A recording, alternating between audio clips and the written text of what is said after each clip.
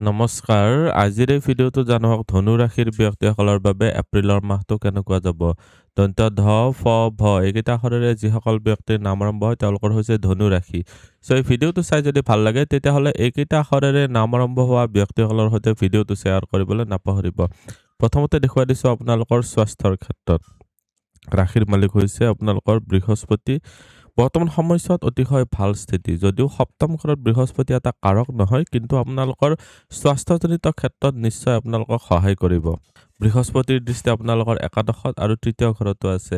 বৰ্তমান সময়ছোৱাত আপোনালোকৰ ইচ্ছাপূৰ্তিৰ কাৰণে যথেষ্ট ভাল দেখা গ'ল। আপোনালোকৰ ব্যৱসায়ৰ জৰিয়তে ইনকামত বৃদ্ধি, আপোনালোকৰ কমিউনিকেশ্যন বা পাৰ্টনাৰৰ সহযোগত বৰ্তমান সময়ছোৱাত বহুত ভাল ফল আপোনালোকে লাভ কৰিবলৈ পাৰিব।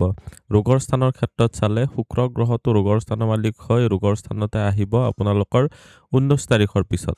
19 তাৰিখৰ পিছত আপোনালোকে অলপ পানী বেছিকৈ খাওক, যিহেতু গৰমৰ দিন হয়। আপোনালোকে পানী বেছিকৈ খাওক, অন্যথা আপোনালোকৰ স্বাস্থ্যজনিত ক্ষেত্ৰত কিডনীজনিত কমপ্লেইন আহিব পাৰে, আপোনালোকৰ স্কিনৰ ইছ্যু আহিব পাৰে।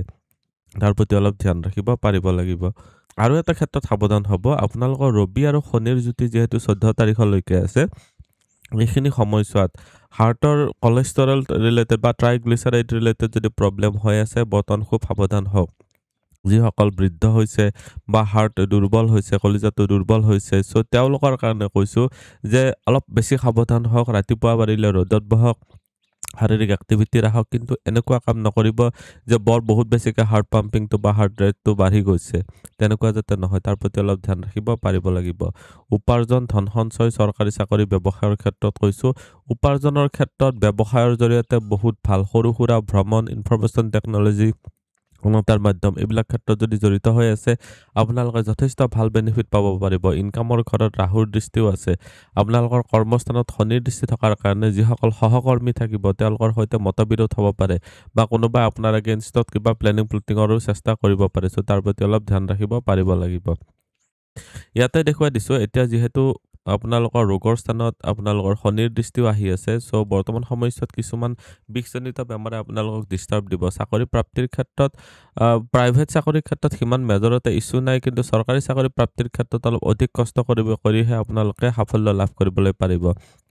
চাকৰি প্ৰাপ্তিৰ ক্ষেত্ৰত যিসকল অলৰেডি কৰি আছে, আপোনালোকৰ এগেইনষ্টত অফিচতে ছাপ'জ প্লেনিং হ'ব পাৰে। এইখিনি সময়ছোৱাত অলপ সাৱধানে চলিব। ধন বা ছেভিংছৰ ক্ষেত্ৰত চালে, ছেভিংছৰ ঘৰৰ মালিকে যিহেতু আপোনালোকৰ কৰ্মস্থানত দৃষ্টি দি আছে, এইটো এটা অতিশয় ভাল স্থিতি। আপোনালোকৰ ৰাশিটো দৃষ্টি আহি আছে।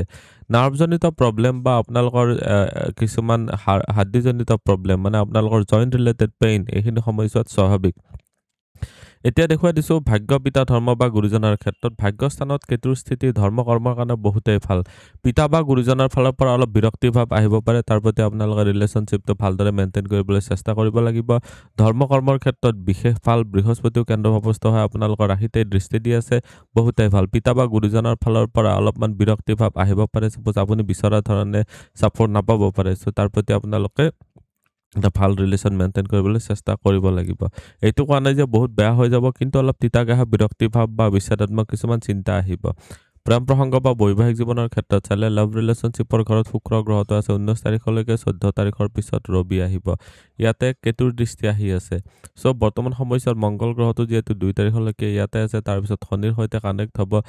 চাবলৈ গ'লে আপোনালোকৰ অকণমান বিৰক্তি বাঢ়িবলৈ গৈ আছে।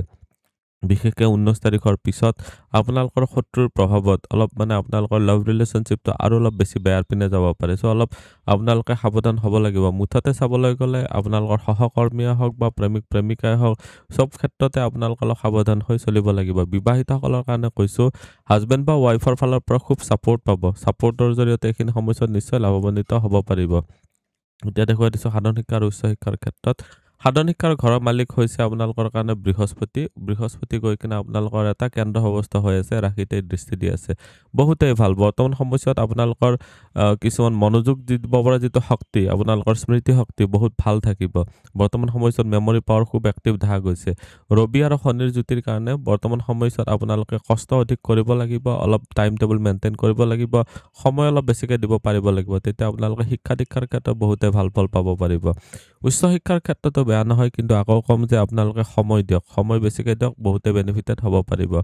যিসকলে ৰিচাৰ্চ বা আপোনালোকে অকাল চায়েন্সেছ ৰিলেটেড ষ্টাডি কৰি আছে তেওঁলোকৰ কাৰণে মিডিয়াম বা বৰ বহুত ভালো নহয় বৰ বহুত বেয়াও নহয় এভাৰেজ ধৰণে যাব চ' যিমানখিনি কষ্ট কৰিব সিমানখিনি আপোনালোকে ফল পাব পাৰিব আজিৰ এই ভিডিঅ'টোত আমি জানিলোঁ ধনু ৰাশিৰ ব্যক্তিসকলৰ বাবে এপ্ৰিলৰ মাহটো কেনেকুৱা যাব ভিডিঅ'টো চাই কেনেকুৱা লাগিলে কমেণ্টত নিশ্চয় জনাব আপুনি যদি আপোনাৰ বিষয়ে জানিব বিচাৰে তেতিয়াহ'লে হোৱাটছএপত কণ্টেক্ট কৰিব পাৰে ধন্যবাদ এইটো ভিডিঅ'ত আগবঢ়োৱা জ্ঞানখিনিৰ পৰা যদি আনৰো উপকাৰ হ'ব ভাবে তেনেহ'লে বন্ধুবৰ্গ আত্মীয় স্বজন আৰু চিনাকি মানুহৰ সৈতে শ্বেয়াৰো কৰিব আপোনালোকে নেক্সট ভিডিঅ' কিহৰ ওপৰত চাব বিচাৰে কমেণ্টত জনাব ধন্যবাদ